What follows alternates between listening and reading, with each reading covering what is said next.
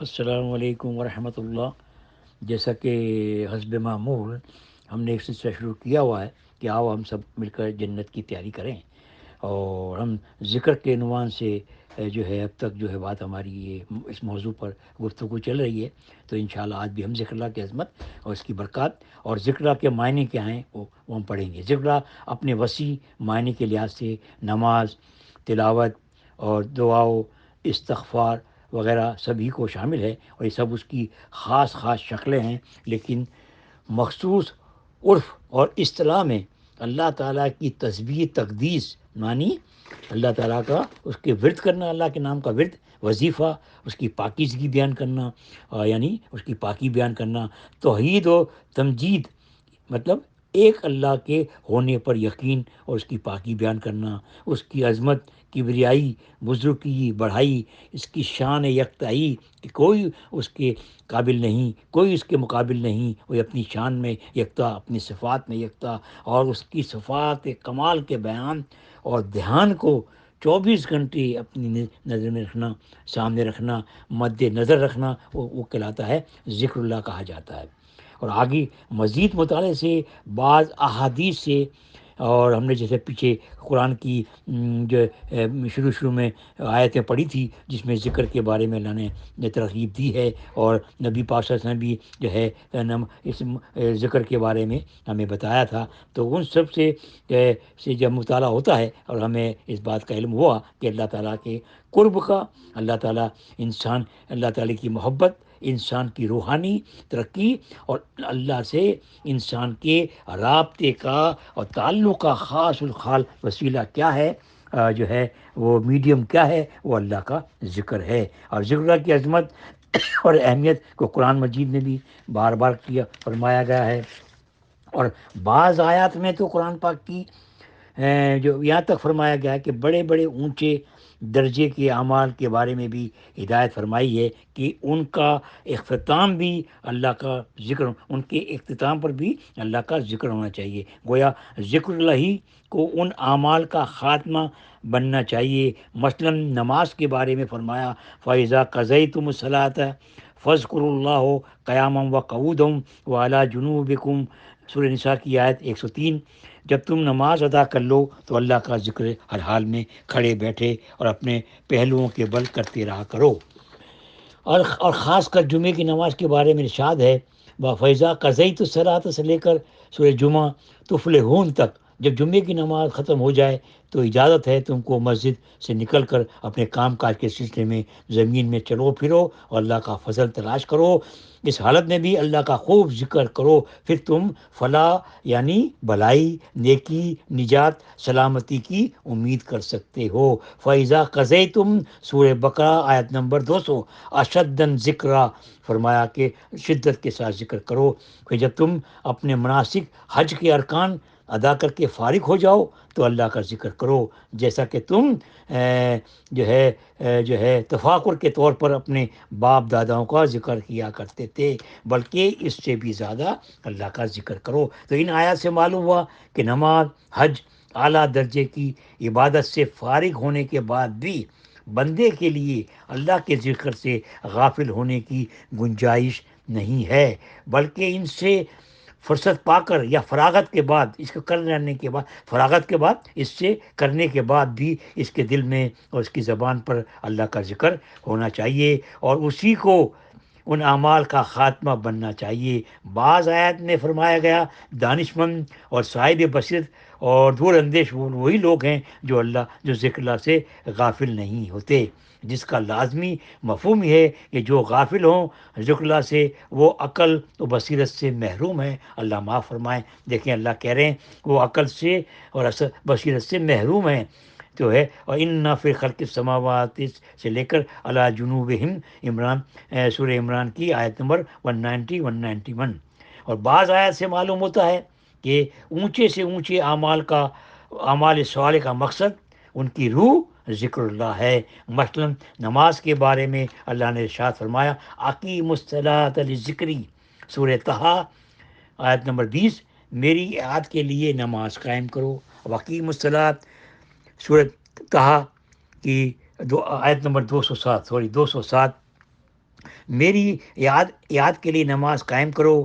قلوب یعنی دلوں کو نورانی بنانے، اور اوصاف رضیلہ کا مطلب بری خوبیوں کو، بری عادتوں کو، اور اوصاف حمیدہ تعریف کے لائق خوبیوں میں تبدیل کر دینے میں سب سے زیادہ زور اثر اللہ تعالیٰ کا ذکر ہے. نماز سے لے کر جہاد تک تمام اعمال صالح کی روح اور جان ذکر اللہ ہے، اور یہی پروانہ ولایت ہے، یعنی بندگی کا سب سے اونچا مقام جس کو کہتے ہیں ولایت، جو ایسا مقام ہے جو اللہ کے بالکل انسان قریب ہوتا ہے. جس کو عطا ہو جاتا ہے، جس کو یہ مل جاتا ہے، وہ اللہ کے قریب ہو جاتا ہے، اور جس کو عطا نہ ہوا وہ دور، اور جو ہے دور رہتا ہے، وہ دور ہوتا ہے. یہ ذکر اللہ والوں کے قلوب کی غذا ہے. اللہ والے ہیں ان کے قلوبوں کی یہ دوا ہے، ان کے ذکر ان کی روح کی غذا ہے اور ذریعہ حیات ہے.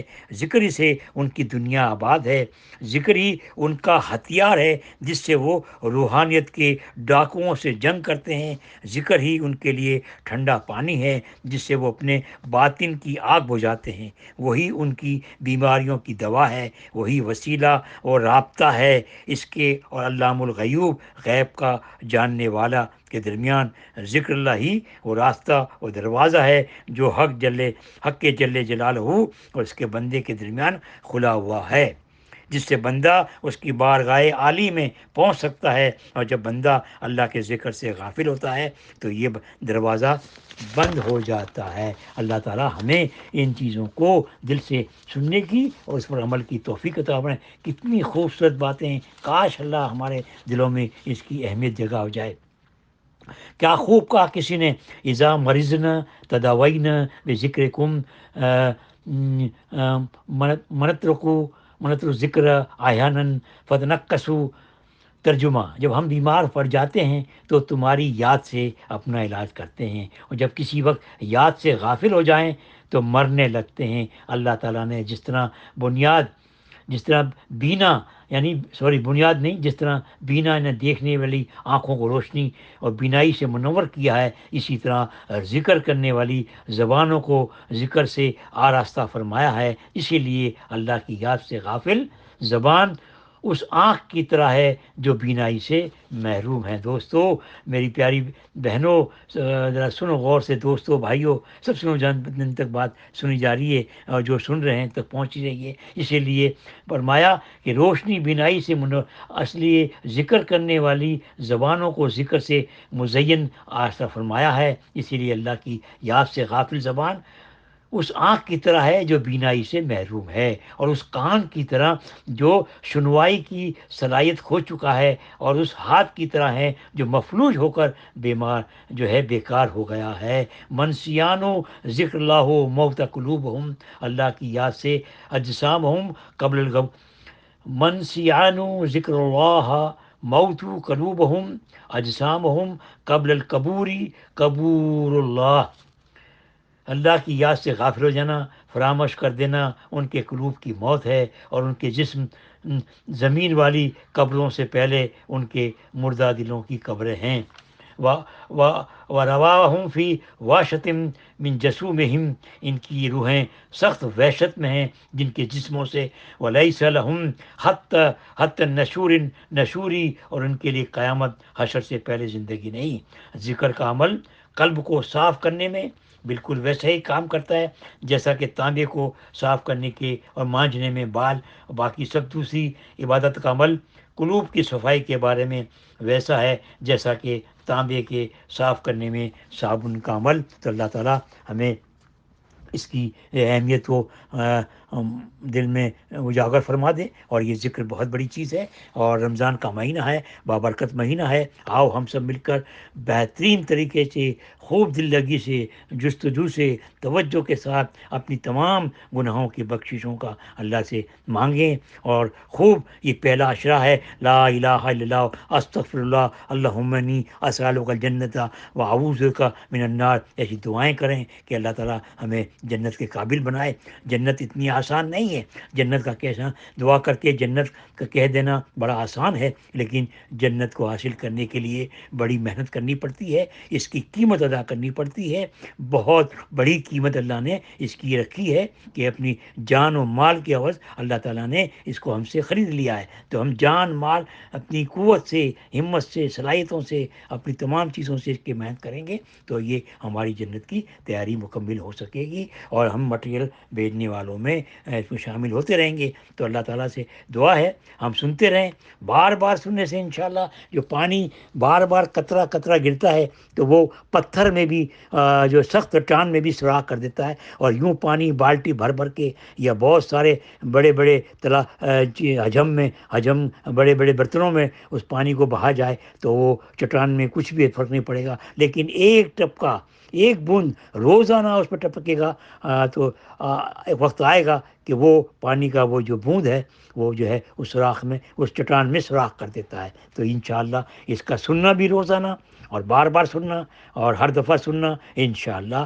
ایک نہ ایک دن یہ ہمارے رگوں میں، ہماری ریشوں میں، ہمارے پٹھوں میں، ہمارے رگوں میں، ہمارے دل کی شریانوں میں اللہ کا ذکر اتر جائے گا۔ پھر ہر اعضاء سے ہمارے آواز آئے گی، اللہ اللہ کا ذکر ہمارے دلوں میں جو ہے مستقیم ثابت قدم ہو جائے گا۔ کوشش کریں کہ اللہ کو اور کس کو یاد کریں، ایسی پیاری چیز کو چھوڑ دیں تو ہماری کتنی بد نصیبی ہے۔ اللہ کے سوا ہم کس کو یاد کریں؟ کون ہے اس در پہ اللہ کے سوا ہمیں دینے والا؟ ساری نعمتوں کو اس سے حاصل کرنے کا ہماری سورس ہوئی ہے، ہمارا سر چشمہ ہی ہوئی ہے، ہماری ہدایت کا راستہ ہی ہوئی ہے۔ تو اللہ تعالیٰ سے ایسی دعا کریں۔ آخر دعوانا الحمدللہ رب العالمین۔ اللہ پاک ہم سب کو عمل کی توفیق عطا فرمائے، مجھے بھی اور آپ کو بھی سب کو عمل۔ آخر دعوانا الحمدللہ رب العالمین۔ السلام علیکم ورحمۃ اللہ وبرکاتہ۔